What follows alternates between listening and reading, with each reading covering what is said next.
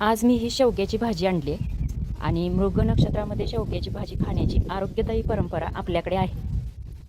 मृग नक्षत्र म्हणजे उन्हाळा आणि पावसाळा या दोन ऋतूंना जोडणारा काळ. याच दिवसांमध्ये शरीरातील वातदोष वाढतो. हा वात कमी करण्याचं काम ही शेवग्याची भाजी करते. ही भाजी मी निवडायला सुरुवात केली आहे आणि आता या भाजीची अशी पानं काढून घ्यायची. शेवग्याची भाजी खाल्ल्यामुळे दिवसभर उत्साह राहतो. मधुमेह असणाऱ्यांना सुद्धा ही भाजी खाल्ल्यामुळे फायदा होतो. शेवगा हा त्याच्या वेदनाशामक गुणांमुळे जगभर प्रसिद्ध आहे.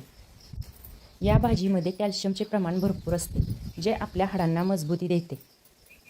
शेवग्याच्या पानांची पावडर करून मोरिंगा पावडर औषध म्हणून वापरली जाते.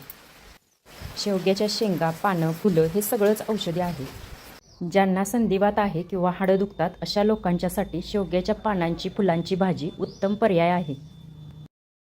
शेवग्याची पानं आणि फुलंसुद्धा मी घेतलेली आहेत आणि अशा पद्धतीनं सगळी भाजी मी निवडून घेतलेली आहे. या भाजीमध्ये भरपूर प्रमाणात पोटॅशियम, लोह, व्हिटॅमिन ए आणि ई असल्यामुळे या भाजीला सुपरफूड असे म्हणतात. चूल पेटवलेली आहे आणि आता करायची आहे भाजी. त्याच्यासाठी मी ही लोखंडी कढई घेतली.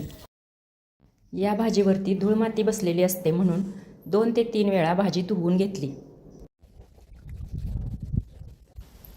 आता इथं भाजी करण्यासाठी कढईमध्ये मी थोडं तेल टाकलेलं आहे. भाजीसाठी 1 कांदा आणि 2 हिरव्या मिरच्या कापून घेतल्यात.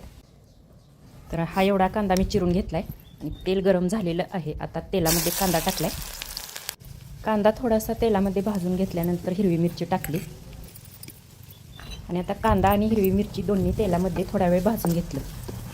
या भाजीमध्ये जास्त मसाले वापरायचे नाहीत.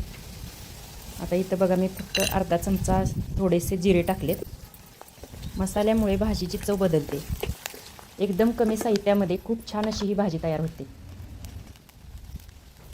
या भाजीमध्ये फायबरचे प्रमाण जास्त असल्यामुळे पचन यंत्रणा चांगली राहते आणि पोटासंबंधी आजार दूर राहतात.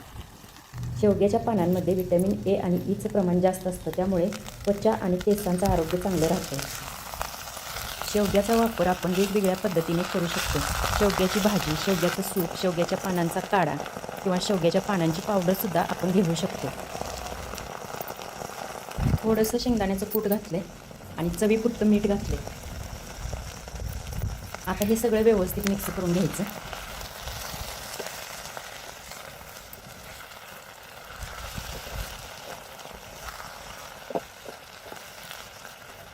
आता पाणी न घालता वाफेवरती 5 मिनटं झाकून ही भाजी शिजवून घ्यायची.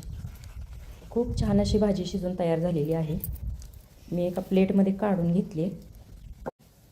हे एवढे सगळे औषधी गुणधर्म असल्यामुळे पूर्वीच्या काळी एक म्हणही होती, शेवगा खाणार त्याचे आरोग्य चांगले राहणार. तर असा हा आपल्या आरोग्यासाठी फायदेशीर असणारा शेवगा. व्हिडिओ आवडला तर चॅनलला लाईक करा आणि सबस्क्राईब करा.